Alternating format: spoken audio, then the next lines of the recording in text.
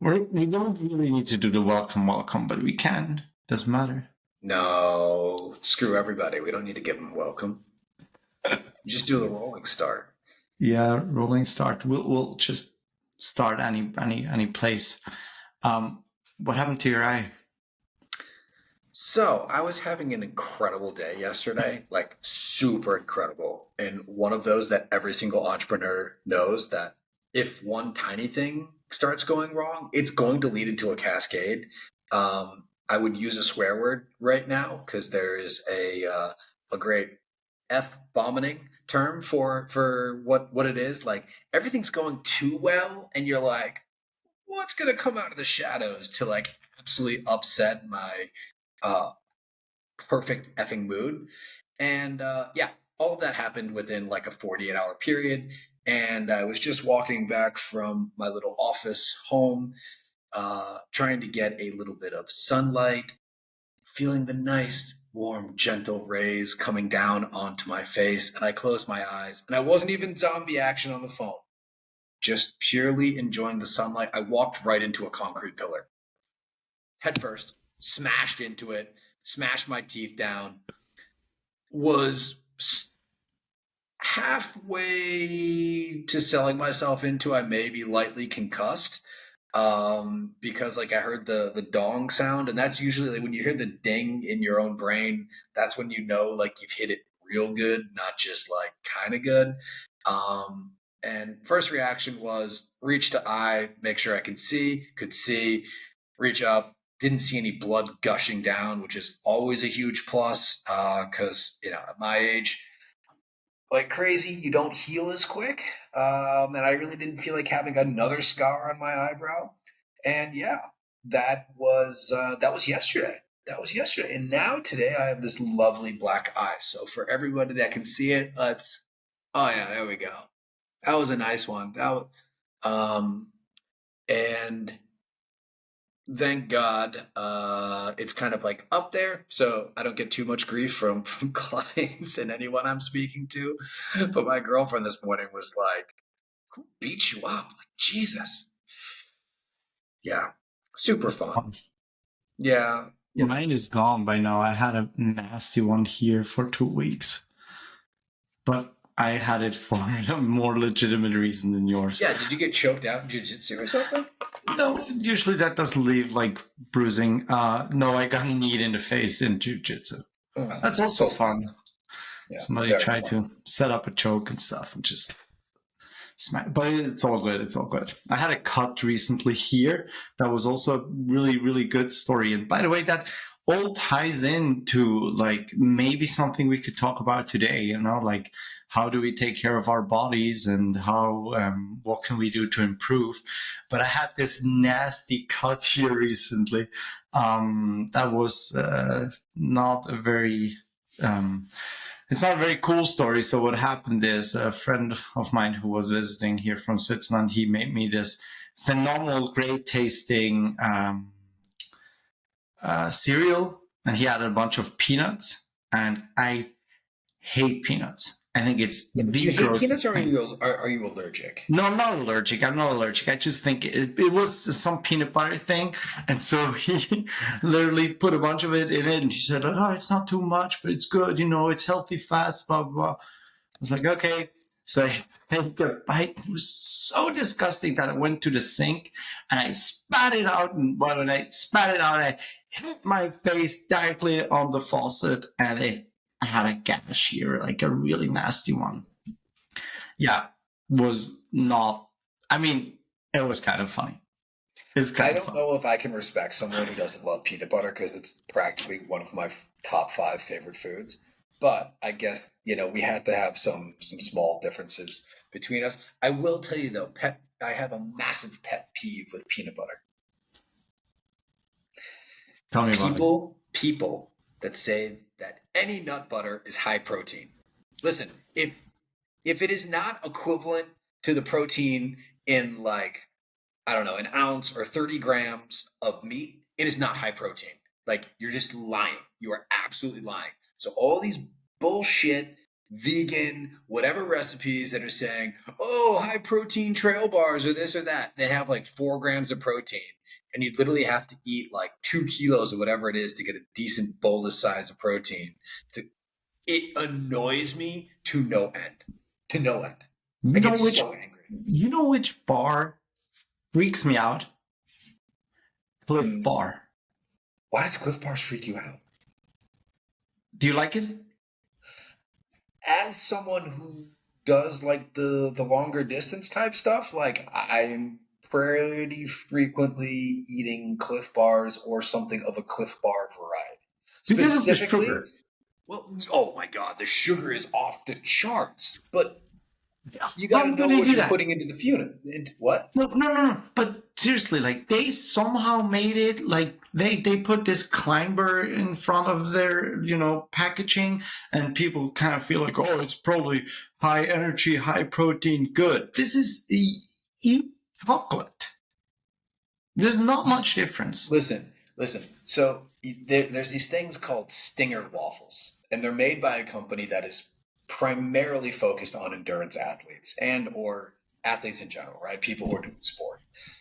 And I used to buy them all the time. They're like 4 Swiss francs for two, and you're like, oh, cool. Like, definitely there's like some serious science in this. Like, there's high enough potassium and salt and like everything else, and everything else your body needs when you're out for long efforts. I then grabbed up a package of Stoop waffles from Coke, which are like $2 for 15 of them.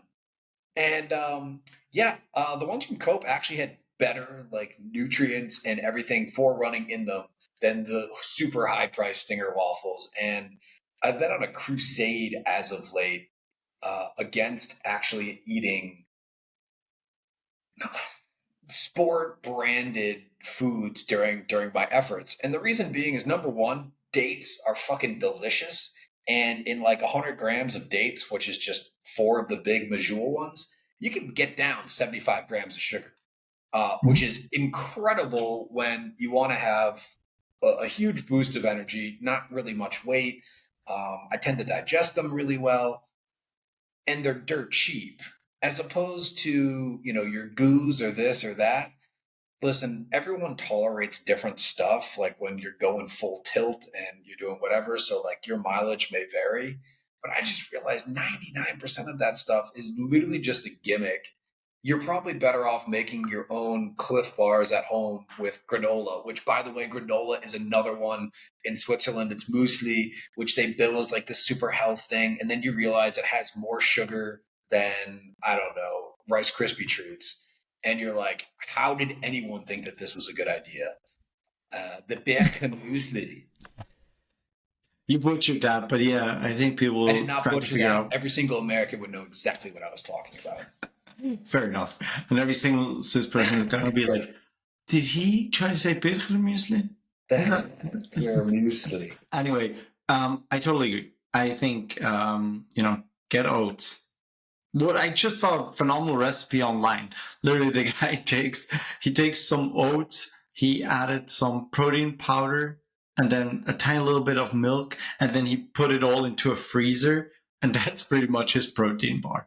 And I think the macros on that is probably going to be better than whatever you buy. But I think it's a very common theme these days that you have any kind of product and you're kind of like, let's put on high protein as advertisement on there because people like that stuff. And then probably it even works. There's probably a bunch of people out there who are not checking the nutritional values of the products they put in their face. And so they're just like, oh, it's high protein. Yeah, it's high protein. It has like 15 grams of protein and also 30 grams of sugar, but who cares about the sugar or the fats, right? Yeah, well, I mean, listen, depending on what you're doing. So I would love to find something that had like 50 grams of carbs and 15 grams of sugar. I'm sorry, 50 grams of carbs and 15 grams of protein that I can take while like trail running, right? Like Mhm. that to me is like a not too bad, a 3-to-1-ish ratio. Because I find the hardest thing to get in while doing those long efforts is actually protein, or a protein source doesn't massively upset your stomach because like the last thing you want to do when it's, you know, 32 grad or like 85 to 90 degrees Fahrenheit, and you're slamming like a whey protein shake. That'll sit in your stomach like a brick, and you'll probably end up throwing it up on doing whatever sport you're doing within short order. And it just doesn't work. So I found my little hack for that is just taking in essential amino acids and I mix them into whatever powder drink that I'm taking or just directly in the water themselves. It's the precursor. You're taking in a lot of calories. It at least is something to provide your body with a few building blocks to help with the repair and breakdown over. I mean, and by the way, like I don't really take in any food unless the effort is over 2 hours. Anything under 2 hours is just kind of like, I'm fat enough. Yeah. Well, I don't do any Oh, long distance running anyway, so. so to your point, overnight oats. My hack for this is you pre-make a protein shake, and you rather than like usually it requires I'm gonna mess this up. 150, maybe 200 mLs of liquid. I just use the high protein milk or a protein shake that I have, like cranked and super thick, and then I just mix my oats into that. If I'm actually going to take in carbs, I think I'm generally under 100 carbs a day. Just that's, I mean, and by the way, like I think you can lose weight doing anything, but for me, that's where I feel best. I have lower blood sugar swings. I feel like I can perform. Yeah, if I'm going to go do like a tempo effort or something, I might try to take in a little bit more fast acting sugars before that. But yeah, I don't Yeah. think for day to day life it's necessary. Yeah, I agree. I think a lot of these, you always see these people who say like, "Oh, this is the best diet. Go keto, go vegan, go carnivore, go whatever." I've heard people losing a lot of weight on simply just drinking beer all day. The beer diet. Um, Stuff That's kind of works. interesting. Wait a second. So people actually, there's a beer diet. I've never heard of this. Sort of egg diet. I've heard of the celery diet, the watermelon diet. Like I've heard of all of that, but never a beer diet. Because like that's actually what, like 150, 200 calories per can. Well, yeah, it's per deciliter you get 50 calories usually, but I mean you can go for light beer, right? Then you would get on a small can, you would get like 100 calories. Um, I mean, what people just generally fail to realize is that um, at the end of the day, it's calories in, calories out. I can literally only eat chicken nuggets, and I can lose weight on that. If I have, if I take in less calories than I burn, and that works out. It might not be the healthiest diet, and you might very much not feel saturated doing it, which is another problem in itself, right? So that's why I tried a lot of different diets, but for me, at the end of the day, it comes down to calorie tracking, and I'm very well aware of what So I do. what does actually work for you? Because like we talked about the whole like benefits of extreme thing on the last episode, which if you haven't watched that, please watch it. Like, share, tell all of your friends how amazing Adult Money is. Uh, Drop us a but follow. yeah, give us a follow, hit the like button. I don't know all the Oh, other shit that the bell influencers button. say. The bell button. The Is bell there a button, bell the bell button? button. We don't have a bell button. Okay. But which you've been veganish, you've been carnivore. You said you didn't feel that great on carnivore, and well, maybe you never even like entered into Yeah, into the vegan side. vegan. I haven't Okay, gone vegan, but vegetarian. but yeah, I've been a Yeah. vegetarian for a few years in my Okay. Yeah, life. that was a horrible decision. I'm very glad we didn't know each other then, because I wouldn't have liked you. And then immediately, I just thought that you would have had poor decision making skills. And yes, I am very biased towards thinking people who are vegetarian for health reasons are just morons. I It digress. wasn't for health reasons. Okay. Was it for a girl? Was it for a girl? No, Was it no, for I a was woman? pretty. No, actually not. Let's not dig into that. All right. It's So bad. what diet on either one of those spectrums works for you, and kind of what are you doing now? So, for me, really just calorie counting works best. Just Okay. strict calorie counting, and I don't try to go too far down the rabbit hole. I did everything. I went through all the macros. I had everything laid out and like perfect plan and so on. And these days, I'm pretty chill. What I do is I get 2 grams of protein per kilogram of body weight, or approximately 1 gram of protein per pound for people who don't do kilos. And I make sure that I'm at my caloric goal. That's all I do. I don't restrict myself in fats, in carbs, or anything. As long as I hit my calories and my protein, I'm happy. So that Where makes does it that way generally easier. shake out though? Like on a daily basis, are you lower carb? Are you moderate carb? Are you high carb? Like where do you feel the best? Well, I'm rather lower carb. Yep. I think I do fine on low carb. I mean, if you said before 100 grams of carbs per day is what you take in, that would be 400 calories from carbs, right? Mm-hmm. Because for people who don't know, 1 gram of carb has 4 calories. Um, I usually tend to, so my gold standard, and that's such a simple thing. I try to make sure that whatever I consume has, and now we're doing some calculation, but it's pretty easy. If something has 500 calories, I want it to have 50 grams of protein. That's how I look at every single meal. There's a reason for it. I'm currently running a 2000 calorie diet, and Wait, you're taking it more calories now because you were at 1800. yeah, I was at 1800. Now I'm at 2000 right now. Okay. I try to, there's another topic to that, right? Peptides and stuff. And so we can talk about that too today. So right now I'm doing 2000 calories, and I try to approximately get to 200 grams of protein. So I only need about 170, 180, but it's just such an easy way of looking at every single thing I eat. So I make sure that calories divided by 10 is the amount of protein something that I eat has. And by that, I hit my protein goal and I hit my calorie goal. And it allows me to have maybe something that is not in line with that. So let's say I'm at 1700 calories and I have my 170 grams of protein, then maybe I can add a little bit something that is just for pure pleasure to make me feel good, get that endorphins and Little serotonin serotonin bump rush. from a little treat, Yeah. little treat yourself. So, but the 1800 calories is used to be the goal. But I think I have a base metabolic rate right now of 1900.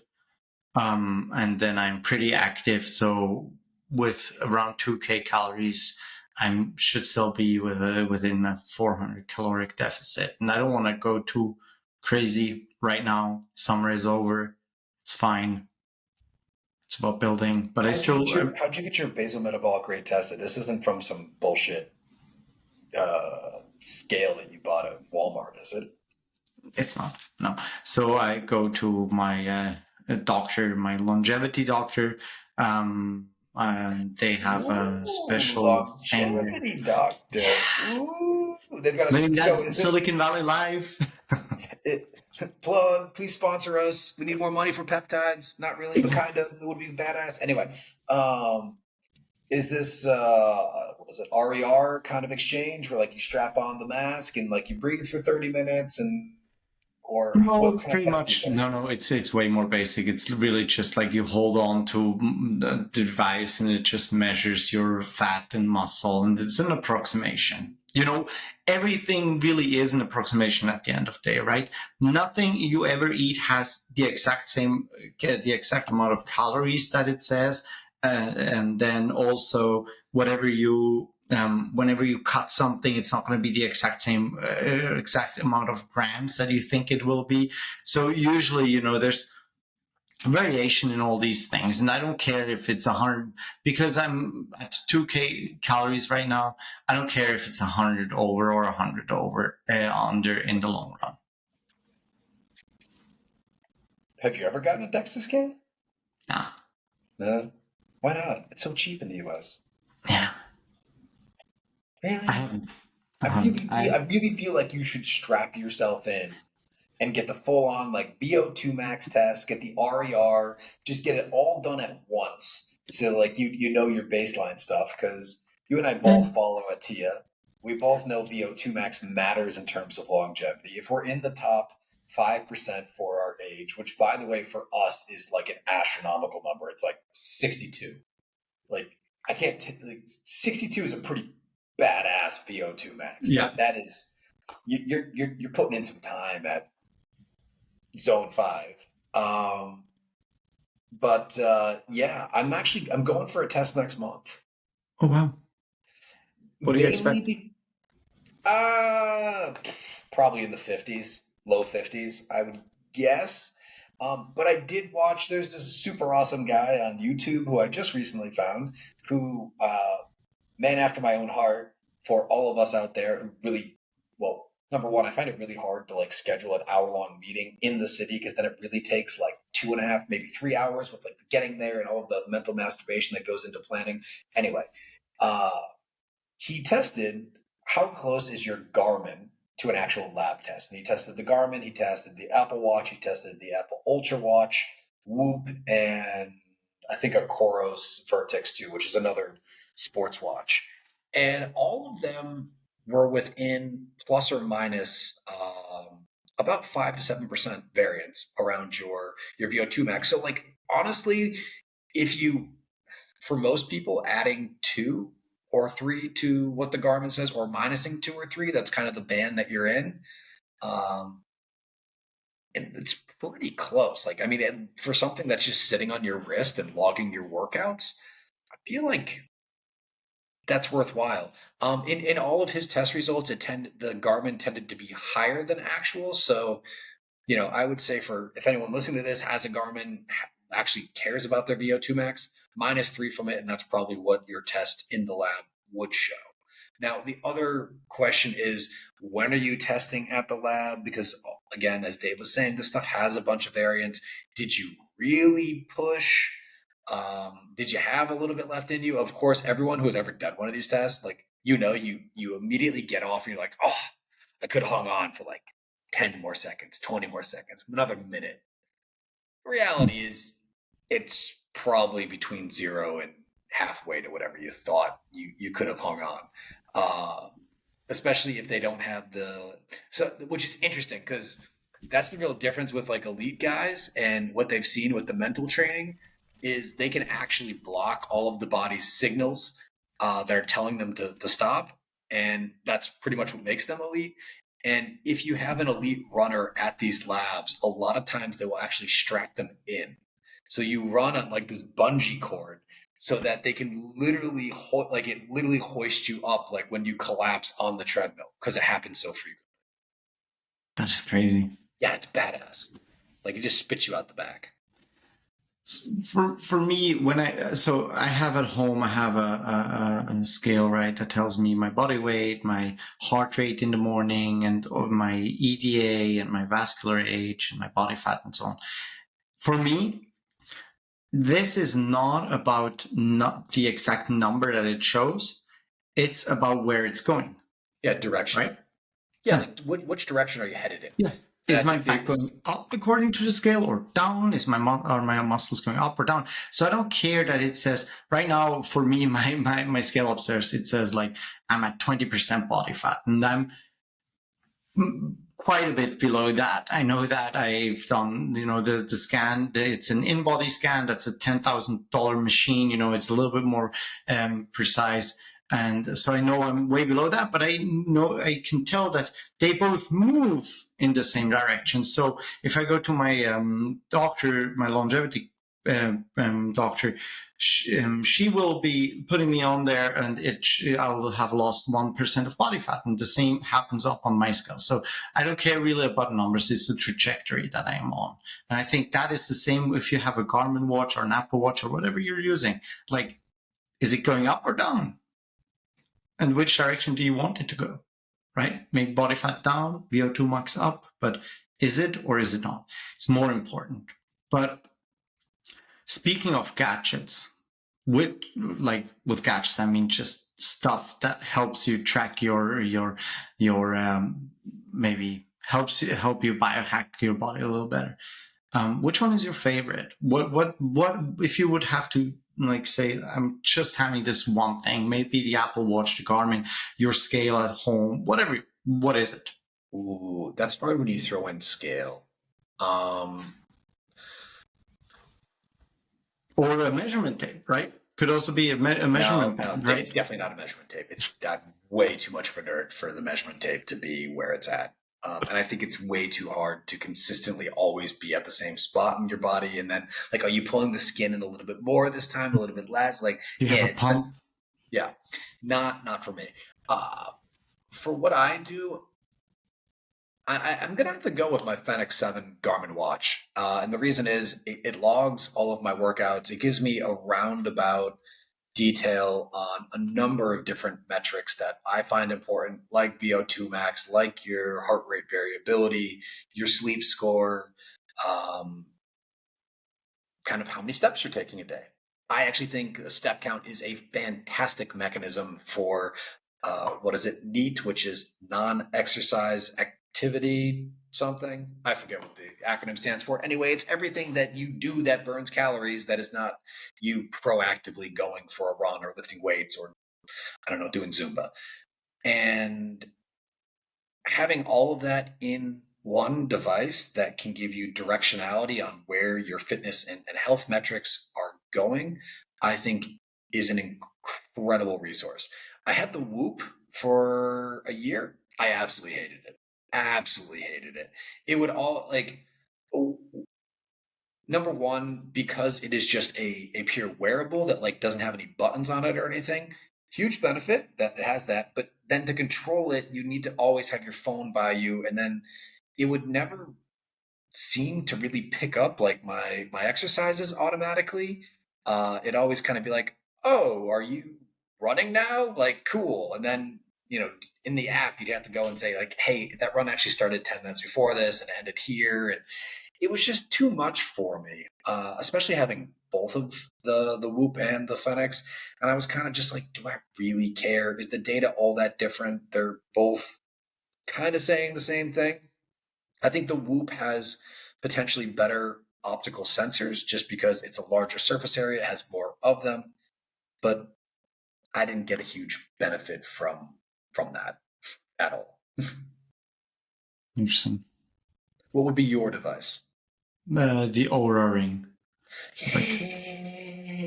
This thing. You know why?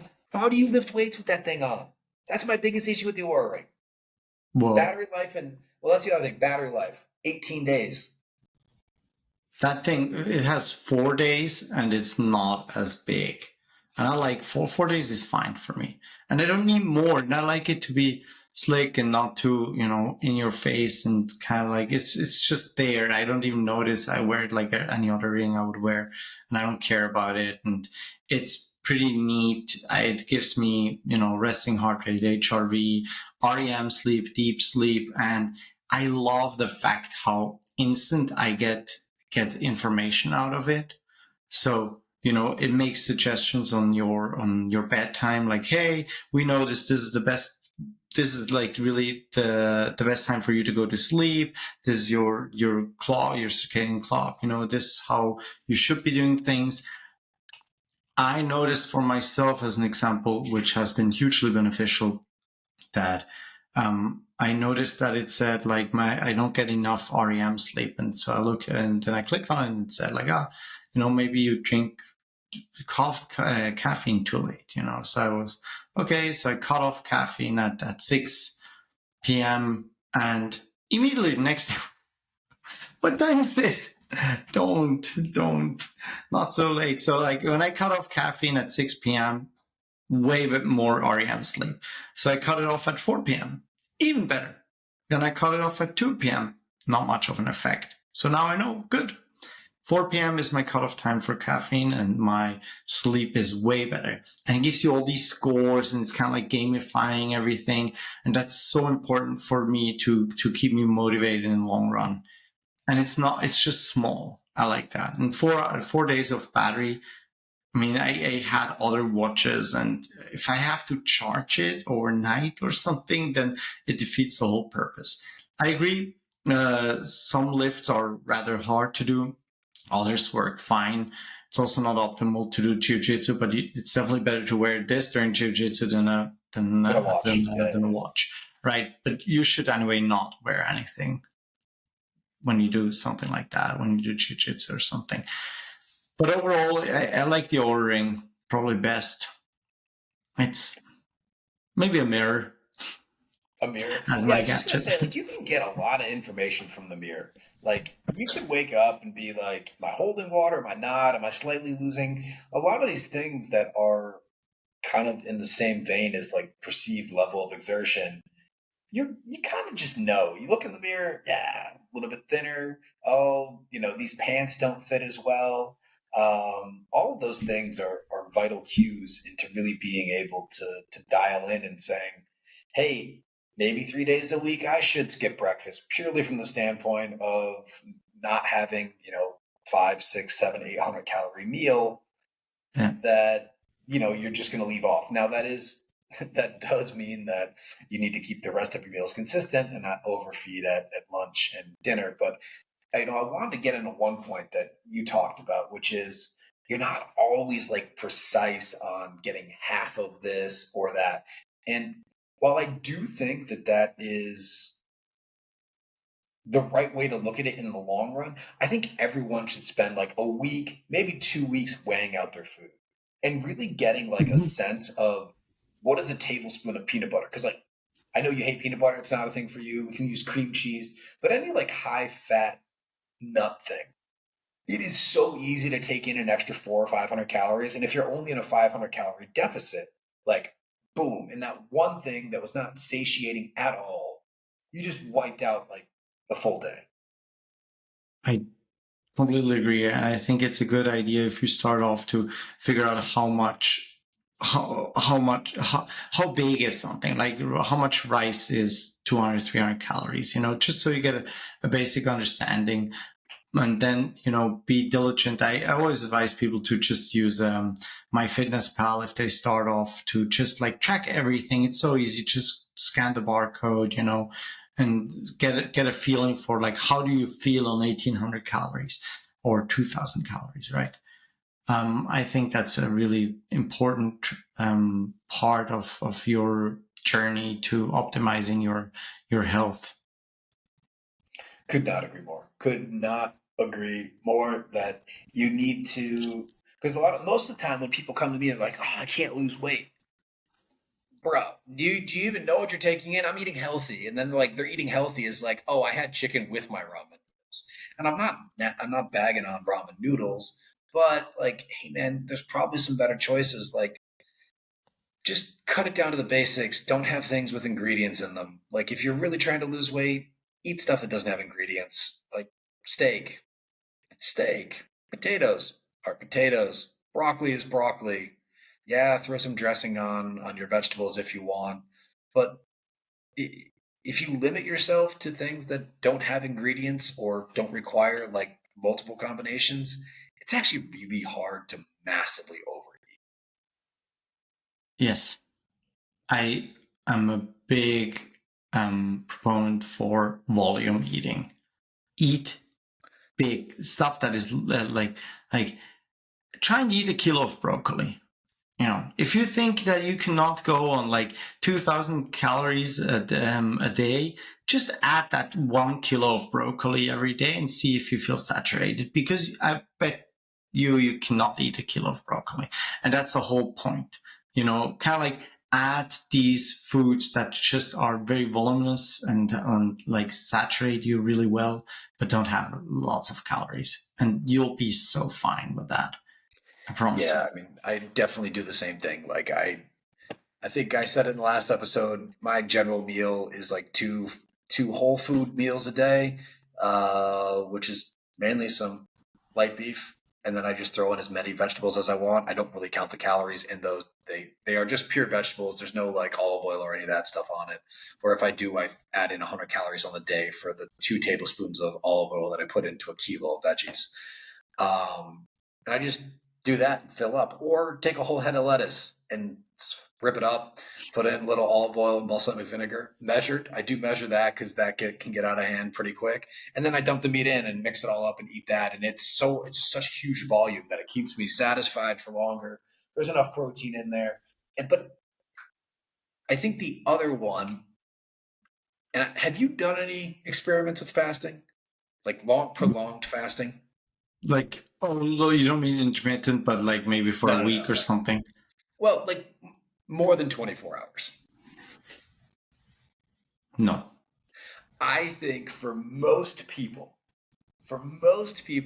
there's all of these like preconceived notions about going without food. And I found, and it's something I've been doing for like 4 or 5 years, it is a muscle. It does get easier the more you do it. But I think not eating for 36 to 48 hours is one of the most amazing things you can do for your psychology because it just breaks this constant, oh my God, I need to eat. Because you learn over those 2 days, like, number one, you're still alive, you didn't die. Number two, yeah, it was probably a little bit uncomfortable at points, but it comes in waves, it goes away. Uh, and I think it just really illuminates to you that so many things create the cessation of hunger that have nothing to do with hunger. And whether that's boredom, dehydration, uh, just being anxious, they're just purely habit. Like when I eat breakfast, no matter what, around 1 or 2 p.m., I'm always hungry. It doesn't matter if I have eaten nothing or if I eat a massive breakfast. I am always hungry come 1 or 2 just because that's what my body's used to. And I think kind of breaking and smashing those habits is just illuminating to people that, hey, every single time my body gives me this, it's not real hunger. And I will tell you, I've done up to, yeah, I did a 7-day fast. Um, it's not really until you're at like day 3 that like you start getting the real hunger cues, which is like, hey, I've gone through all my glycogen, my body can't keep up. Um, you might start getting a little dizzy if you're not taking in salt and potassium, which is something I would highly recommend if you're doing prolonged fasting. And we can have a whole episode on this because I love this stuff. I find it to be the quickest, best way to go through high periods of stress, ironically. Like a lot of people are like, oh, I just had a baby. I can't do fitness. Well, then stop eating. Just stop eating. Like, if you're not putting the calories in, you're not going to get fat. And if you do move After they yourself, had a baby? yeah, Who do you think is feeding the baby? yeah, I know, but like I'm there.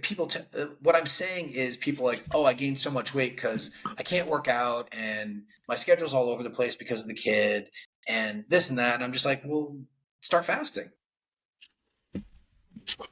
Start fasting. That's such a male thing to say, and I just hope that our viewership is mostly male, because I think every single woman out in this that's watching us will be like, huh, that's really not very considerate. Also, you need tons of calories if you're still breastfeeding, because that just goes all through out of your body.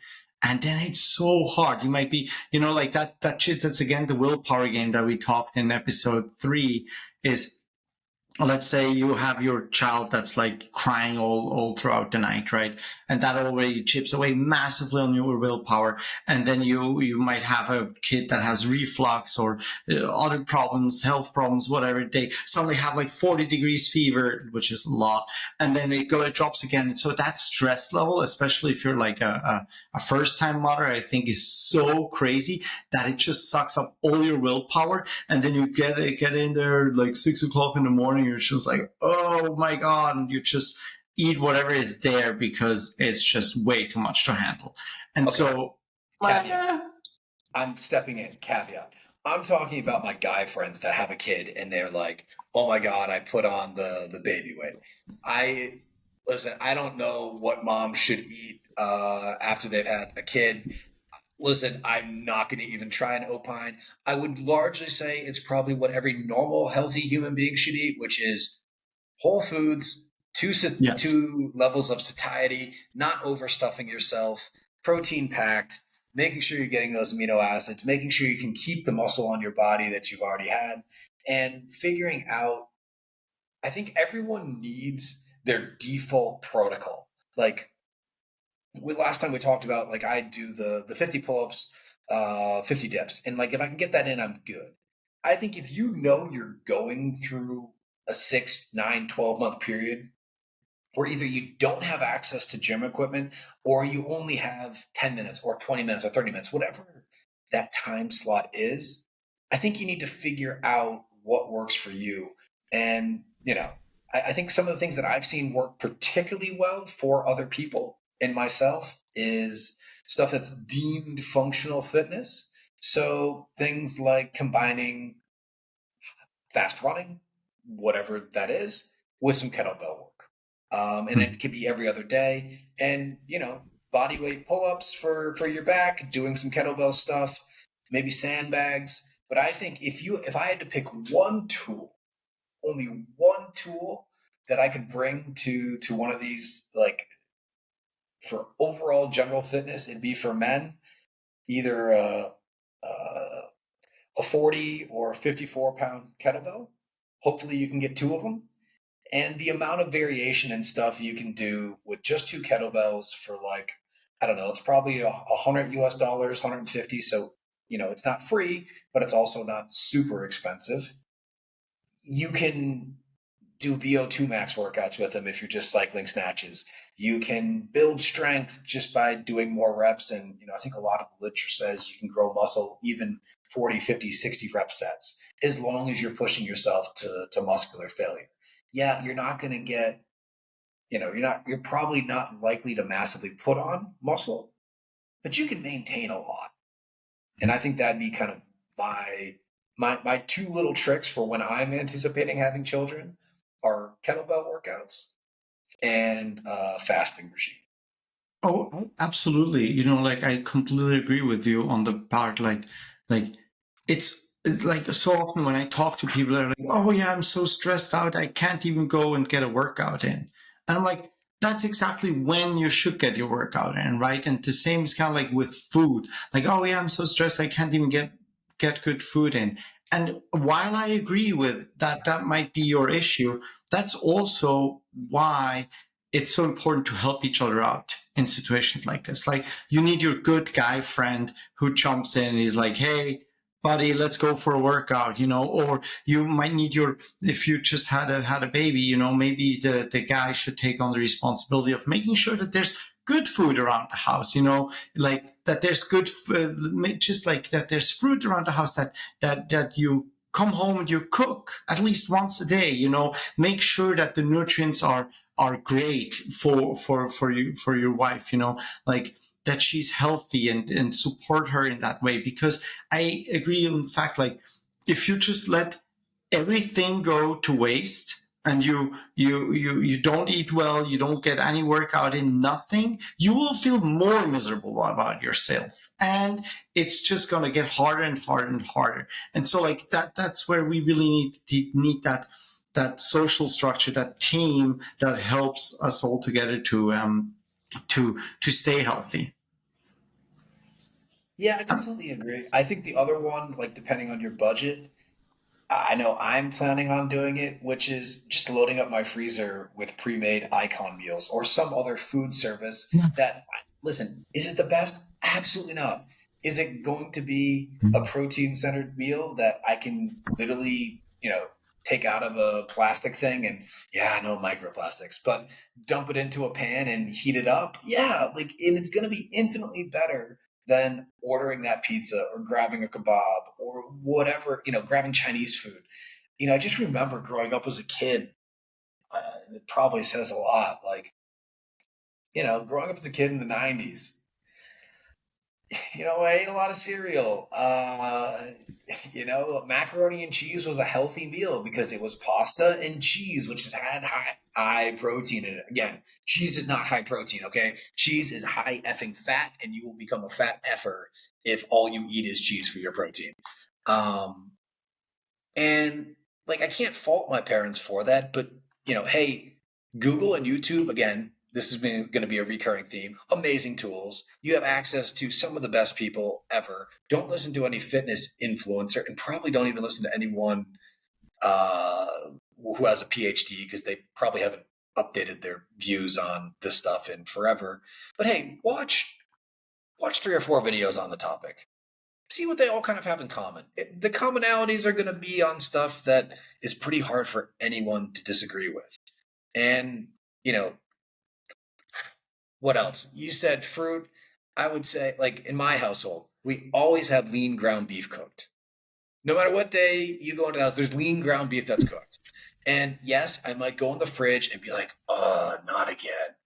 But you put it into a bowl, you start eating it, and then your hunger goes away, and it's cool. I think the other one of my favorites, is like the Fage 0 and 5% yogurt. You gotta be a little bit careful with the 5% because it's 475 calories per tub. But the 0% fat one, I mixed in a little stevia, non-nutritive sweetener in there, and that's 45 grams of protein, 250 calories, and you're full. You feel good, and it's super quick. It literally takes 30 seconds. I agree. Pre-made That protein shakes, another good one. I know not great for the environment, but grab a case of 30 of them, throw them in your refrigerator. that's by the way something that I really love about living here in California. Oh my God, With the it, US is amazing with it's prepackaged really stuff. like it's so easy to get so fat, but it's so easy to get healthy both at the same time. Like I can go into any store and just have like pre-cooked everything, chicken breast pre-cooked, buy it. All the veggies pre-cooked, not too fatty or anything, not too much oil, anything. Just buy it, eat it, simple. But also I have DoorDash, and I can just. Yesterday evening, I didn't feel like cooking, so I ordered something from a place called Ben's Fast Food, and it's just the cleanest food you could cook, and it's so delicious, and it's perfect. And they even have like the rosemary thyme whatever sauce that is basically probably no calories at all, and it's just so nice to be able to have all these options available to you to just dig in and really in a really really healthy way. And, well, that is something else I want to say. Everyone always asks me, like, yeah, but I don't want to be that odd guy at lunch bringing, my Tupperware and eating. And by the way, like I was that guy in middle school, so you can probably survive your coworkers poking fun at you for bringing a meal into some place. Like, grow the fuck up. Like, don't care because they are fat. They're probably fat slobs sitting next to you because no person who has ever been through a transformation will ever look at you trying to better yourself and bringing a Tupperware into a restaurant or whatever. Like, they're not going to kick you out. People will understand. Yeah, and if you can't handle your friends calling you an idiot or looking weird, like they're probably not your friends anyway, so just doesn't matter. But my main gripe is this. Like, I'm on the road. I'm a traveling salesman. I have to eat out all the time. Every single place in the universe, except for stupid vegan and vegetarian restaurants, you can get a lean piece of meat, whether that's pork, chicken, fish, steak, don't care, it exists, and some vegetables. Yes, it might have some seed oils that they cook in the vegetables. You can ask them to just steam them. Is it going to be absolutely ideal? No. Is it going to be better than whatever the F you are probably going to get yourself? 1,000%. Like, I just don't understand it. It boggles my mind that people don't think, oh, hey, they have chicken on a menu and they have vegetables on a menu. You can literally ask for that. You don't have to stick to the pure menu. Most, even like, like we've got all the kebab stands around here that do the little pepitos and this and that. You can ask those guys, hey, can you just grill up 200 grams of chicken and throw vegetables on top and put on some hot sauce? Like, yeah, it's on a griddle that they're using vegetable oils and whatever, not the healthiest, but every single place has that. Every single place will make that for you. I just cannot fathom how people now. Is it what I want to eat when I go to those places? Probably not. Like I'd love like I love a good kebab. Let's the fresh pita come right out of the oven, jam it full of as much God knows whatever meat in, like crush it with this yogurt sauce and garlic sauce and whatever Thousand Island dressing and drench the thing, and then you just it's amazing. But hey, until you get to whatever body weight and or size you want, you don't have as many of those slip ups. And I don't think the rule there is 80-20. I think the rule there is much closer to 90-10. I agree. You agree? Good. I agree. This one time? No, we always agree. Okay. That being said, I think, like we said, okay, let's talk about biohacking, and people might be like, oh, I thought like biohacking is about, I don't know, getting supplements and so on. But I really think this is the basic thing that you need to understand is like nutrition. That's your number one basic thing. No, sorry, your number two basic thing. Your number one basic thing, in my opinion, is sleep. Like, okay. There's no better supplement than sleep. What's the pyramid? What is Maslow's hierarchy of needs for Dave in terms of biohacking efficiency? What's the base layer? What we got? Well, it would be just obviously the absolute base layer is sleep, because sleep deprivation is the worst thing. It completely F's you up, I think if once you get sleep in order and you have that good sleep schedule, then it will be nutrition. If I had a good sleep and I ate well all day long, I feel good about myself. That is fine. That's like baseline.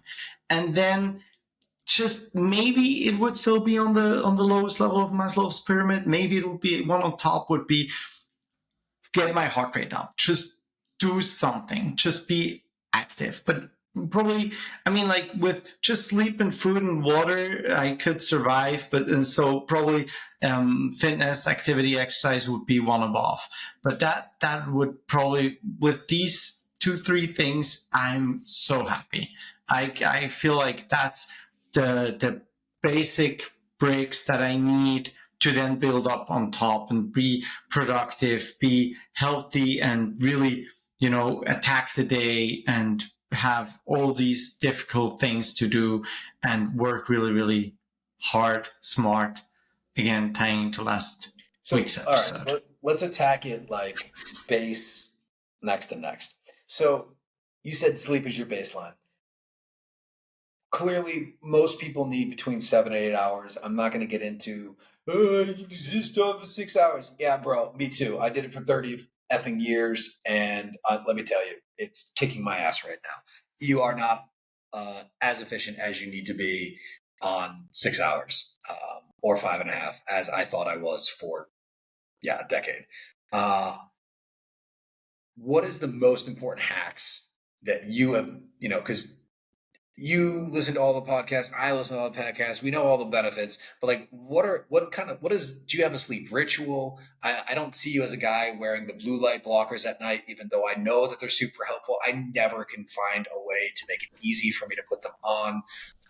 One of my really good friends here, Matthias, love you, Matthias. You're going to listen to this episode.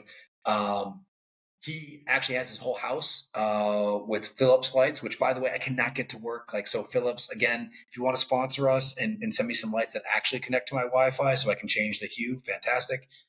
But he has red light in his house after whatever it's actually maps to the sun setting.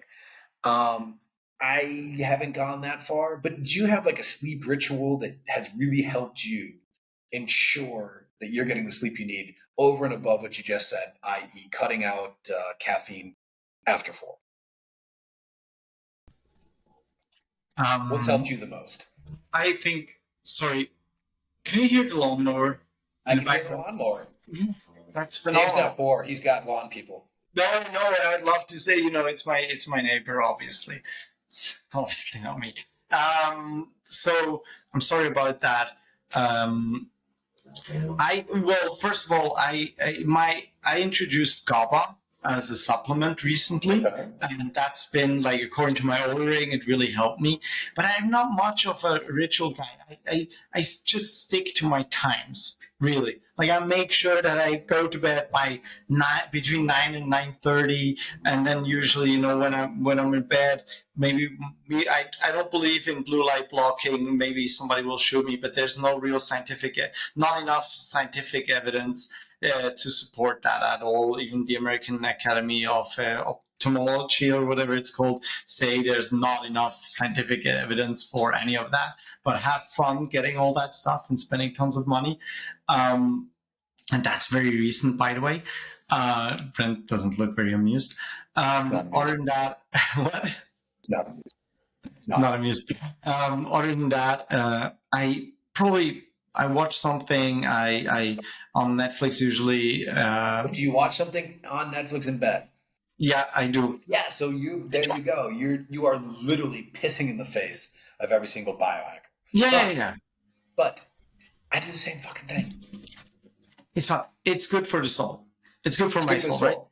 And Now, hold on. Hold on. please, I'm going to interrupt you. I need to step fair in. enough. It's all on a gradient scale. Worst possible thing. Worst possible thing. Your laptop on full fucking blast brightness. Mm-hmm. Less bad thing. Turning down the brightness on your laptop. Even less bad thing, but still not optimal. Amazing program. It's a free app. It's called F.LUX. And setting that to candlelight setting so you actually strip out the blue light. Yeah, I know it's weird. Yeah, I know the TV show doesn't have all the correct colors, but hey, you're watching it in bed. You're probably not watching a masterpiece. You're probably watching Love Island, like Volume 72, with some brainless, mindless stuff, which is perfectly fine before you go to bed, because the last thing you want is to be thinking about equations or something very cerebral. Best is clearly not having anything, but I found the nice happy medium is, because I love watching shows in bed. It's how I fall asleep. It's not optimal, but the F.LUX really makes a big difference in my sleep scores. Sorry, please continue. I'll try, you know what? I'll give it a try, and maybe it's a very individual thing. Um, More importantly, though, I usually do that bit up to 10 o'clock or so, and I'm always trying to sleep by 10:30. So really important to me is then I have this short period of time where I reflect upon the day. I do that quickly. It's just like it's a 2-3 minute process where I just reflect on what have I done, what do I want to, what is to go for tomorrow. Kind of like not even what is to go for tomorrow, more like where did I screw up, what did I do well, and then I usually listen to something educational that I'm interested Really? in. Mm-hmm. I actually, not usually, always. I always listen to something that is out of my field completely. So oftentimes it's reading. Probably for the last year, it's been history stuff. I've been listening to a lot of history stuff, like old time Is this people. like a Like, podcast? Is this a YouTube video? it's a What's your YouTube what? channel called Biographics, Okay. usually, that I use. By now, I think I've seen all their content, even though they release weekly. And they have hundreds of thousands or whatever. But I really like that one. And then I kind of got into, like, they have different channels. They have Biographics, then they have Geographics, and so on. And it's just like a very educational stream video. And usually I listen to that. I don't watch it. I just listen to that for like 10-20 minutes, and then I sleep. So not Okay. too exciting, I think. I take the GABA in the evening. That helped me a little bit. But other than that, not too All right, exciting, to be honest. recap on. So I think one of the things you said is super critical, especially if you're an entrepreneur, especially if um, you're someone who's prone to overthinking. I think taking that 5 minutes to write down what needs to get done tomorrow and literally write it down. Well, I find writing down to be great. I actually bought an iPad solely for the sole purpose with the paper-like material on it, so I can look at it on any device. But I write down my big three items for the next day, what are kind of quick but important items, and those go in a list, and then kind of what's on my radar that could sneak up and absolutely ambush my day. And I find getting that out of my brain and knowing that it's in some place mentally allows me to like slowly turn down the ratchet on my brain, that I'm not constantly burning cycles of, am I going to forget this tomorrow? So that, I think that's a really big, great tip. I think the cutting out caffeine, I don't do that. I should do that. I think that's another biggie. Huberman says 2 to 3 hours from your last meal. Again, I usually don't do that because I am forever in the wrong time zone and always on calls and end up eating super late. But I try to keep it to 2 hours. I am one of those rare humans who can eat and then immediately go to bed, probably because I'm exhausted. But I think the other big ones that you didn't touch on, but you probably do and didn't think about, making sure the room's super dark. Like making sure there's no light or like little lights or this or that, like just glaring into your eyes while you're trying to sleep. I think that's super important. And also, maybe your wife takes care of this, not necessarily you. I use these bamboo sheets from some company. I found that to actually improve my sleep quality. So upgrading the sheets that you're sleeping in, making your bed area, if you have the luxury of doing so, upgrading the sheets and pillows and stuff that you use so that it's super comfortable, so it's an area you feel cozy and safe in.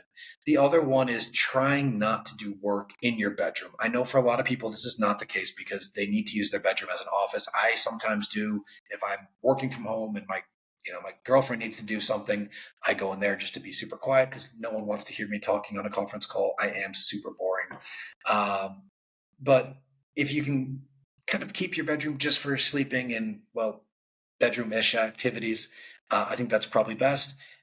The other thing that I found that kind of helps is I have a little humidifier thing or mister from AliExpress. They're like $10, and I put in a couple drops of lavender and eucalyptus, and I find that that also really, really helps my sleep latency. Oddly enough.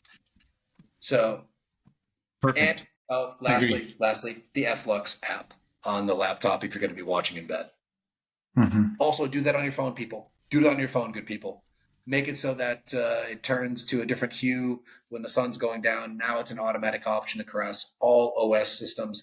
Dave is a super weird Pixel user, but I'm assuming that what is it? Gumdrop, Cotton Ball. What is the latest Samsung OS? I don't know. Anyway, I digress. There's definitely something Samsung comparable that you can use. Yeah, there is. Um, Two things, like obviously a lot of things that you mentioned, like making sure that room is super dark, and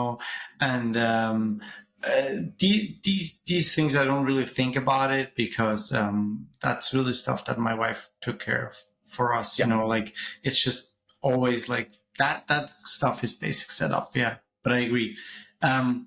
One thing that I think about the tasks that you write down, that's a really important thing. If you can't shut off your brain, what I have is I have a Google Nest thingy speaker next to my bed. And so literally when I come up with an idea of something that I need to do the next day, I just tell it immediately. I'm like, okay, Google, remind me tomorrow 9 a.m. to do this or do that. So I constantly do that throughout all my day, wherever I am, because I don't want it to occupy any headspace. That's really important to me. I completely agree. And on that topic, just a really something that has been life changing for me I learned that Life about changing. I mean, that's a pretty high pedestal. It is. It is really like in terms of productivity, it's so important. I learned that about 7, 8 years ago. If a task, any given task, takes less than 5 minutes, do it immediately. Do not ever write it down unless you are in the car and you can't do it, obviously. But other than that, do it. Do it immediately. Do not procrastinate on anything that's less than 5 minutes, because you will waste more than 5 minutes thinking about that task multiple times until you do it. Do not ever write down a task that's less than 5 minutes, but do it immediately. And it freed up so much space. That goes for everything. And you would be impressed, because at some point you will anyway need to do it. So why don't you do it right now? Good old getting things done. Yes. Hey, one more thing Okay. that I I'm would here. be interested in hearing. So now we talked about a lot about the baseline stuff, like sleep, how do you optimize your sleep? How do you optimize your food? Super important. I personally, and I know you too, we get blood work done, right? Extensive Yes. blood works. So I've started that about 2.5, 3 years ago. I get my blood work. I get my blood work done every 6 months or so. Unless there's something off, then I get that one checked after 3 months, usually. And that is a very extensive blood panel that I do. And it's not just blood; it's the whole nine shebang. yards, the whole shebang. And I love it because I get all these biomarkers. I also got genetic testing done, so I understand where do I need to pay more attention, where am I fine. Like, I found out that I have like a genetic mutation that allows my liver to handle drugs very, very well. Super useful for Dave. Super useful, actually. No, but I found out, as an example, that I didn't have enough copper. Like, everybody always talks about zinc, but nobody talks about copper, I talk about copper. Yeah, but usually, I'm here. Yeah, exactly. But that being said, it's really like, I love getting that data in, understanding my body on a scientific level. People always like, well, don't you have an intuition? And I'm like, no, I don't have an intuition on why why I have certain things in my body, like why it's weird. That's kind of like when people say, like, shouldn't you have an intuition about the fact that you have cancer? Like, no, I don't have an intuition. I will probably notice once something really bad happens to me, right? But that's why I get like a pre-cancer screening blood test done, because I want the data, because I rely on this, and it's a hobby of mine. But then I also optimize it with all the supplements, and I want to dig into that a little bit, because I know you're just as much a freak as I am on that topic. So I think it's also, people might already be very well aware of their sleep and their eating habits. So let's just, I think we need to reserve a whole episode for that, though. Sure. Because that's if we start talking about that now, that's going to be like another 2 hours. Easy. Okay. I agree. So it's basically, then let's leave it at that. What about this? You only get one single supplement per year. You can switch it out every year. Which one do you take right now, and why? We gotta challenge him a little bit. Look at that.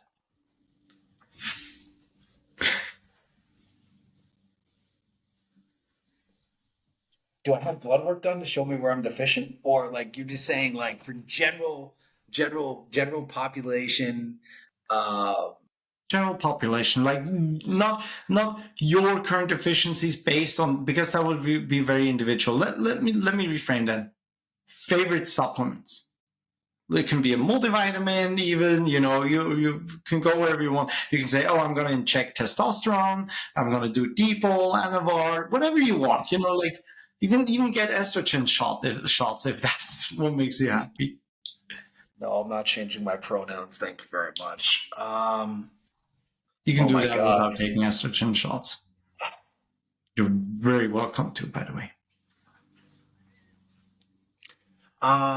Shit. That's hard. That's so hard. I've got like 30 things going through my head right now. Um, General population, number one supplement.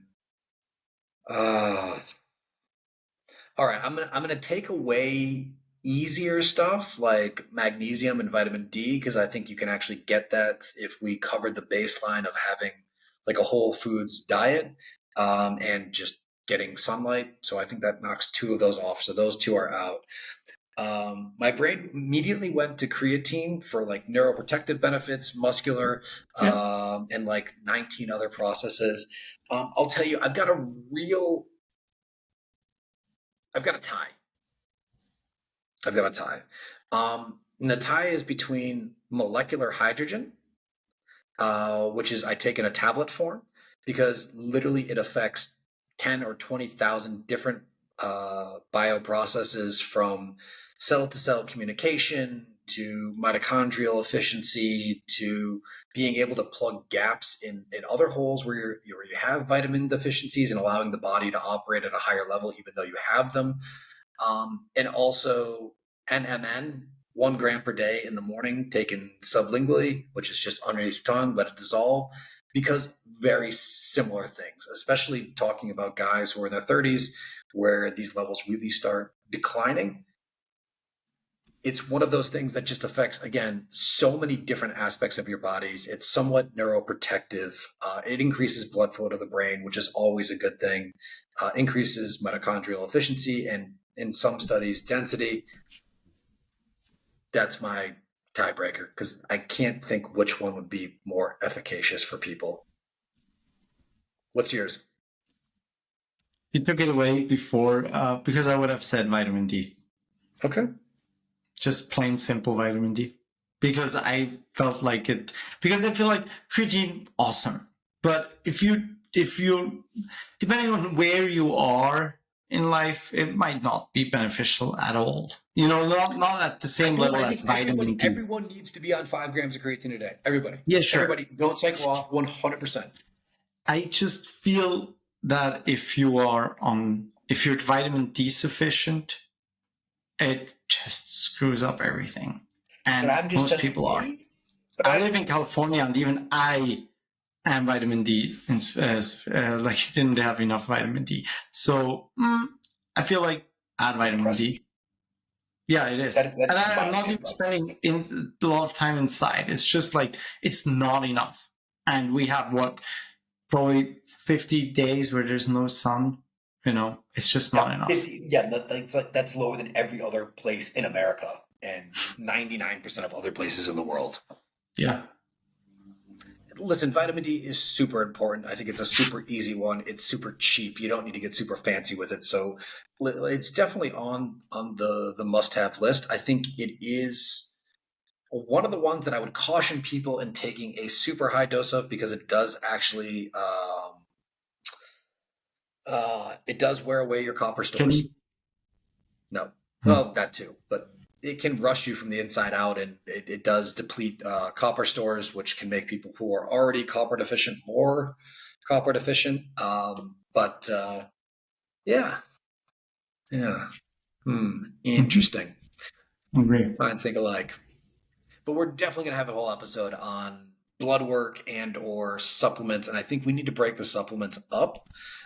Would love to have some feedback from all of our amazing followers of how you want them segmented By the because way, we've got peptides, right? You've got peptides, so that's like peak end of the spectrum. You've got hormones, which peptides and hormones kind of have the same interplay, and then we have kind of normal vitamins, so like your A's, your B's, your D's, zinc, copper, magnesium, that type of stuff. Then you have the stuff that's a little bit more esoteric, like the molecular hydrogen, like the NMN, like glycine and other amino acids that I think play an important role. Um, yeah, we could probably do an episode on each one of those segments. Not sure how well received it would be, but we could definitely nerd out on them. Well, we're interested in it. It's that's one That's all that thing. Two matters. things that I want to say about that is, speaking of our followers, we reached 50% growth week over week again. Thank you Hell very much. yes. Please, we now have an Instagram account. My social media anxiety is just getting worse and worse and worse. So I appreciate it. We had people share it. I didn't get myself to share it because I was too afraid. I'm working on it. Thank you very much to David for sharing, not me, the other one, for sharing it. Highly appreciated.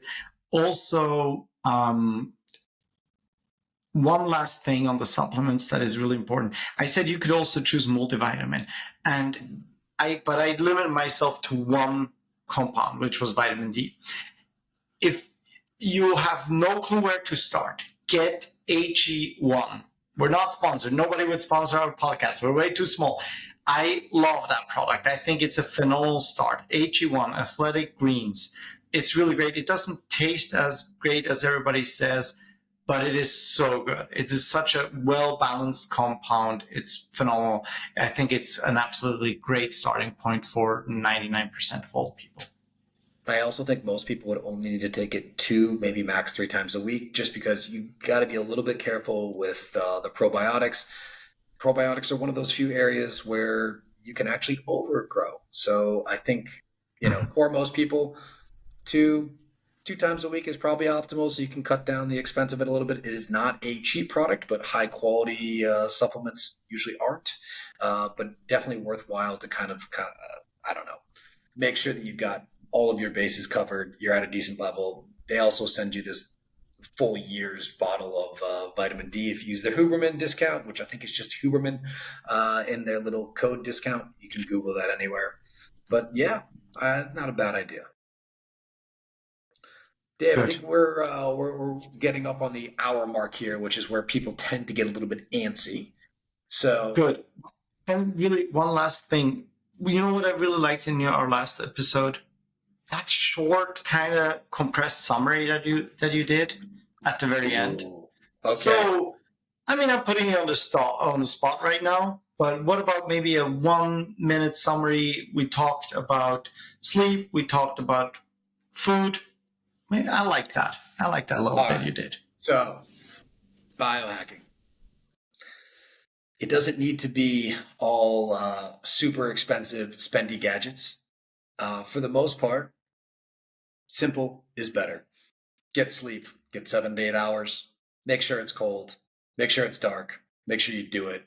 If you're going to be watching your laptop, probably put down the brightness. If you want to, get F.LUX or something else to kind of knock out the blue light, but it affects everything in your literal entire world. So please, please, please, nothing else works if you're not sleeping. High quality food. If you're overweight, a great thing to start. And we talked about this last time. What's one small step? Start eating stuff without ingredients. Super easy. Eat foods. Prepare for the worst.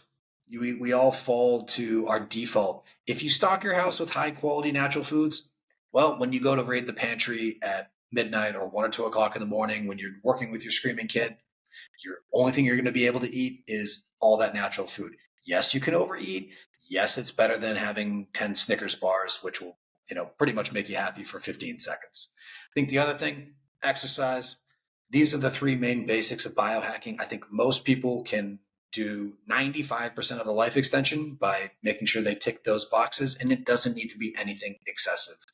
Work yourself up to a point, get your heart rate, try to sweat daily, try to stress your muscles to probably around failure, whether that's push-ups, lunges, or you're in a CrossFit class, whatever you like, make sure you're straining yourself.